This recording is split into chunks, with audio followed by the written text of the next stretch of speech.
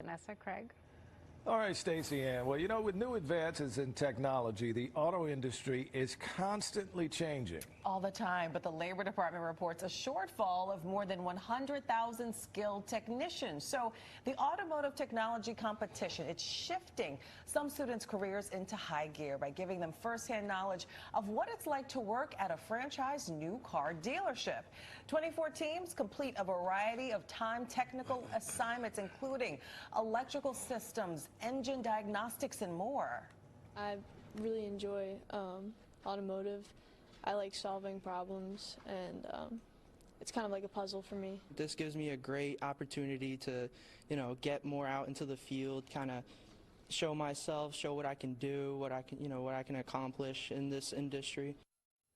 Now, the winners of this competition will attend schools that will fine-tune their automotive abilities and get them jobs. Yes, what it's about. 525.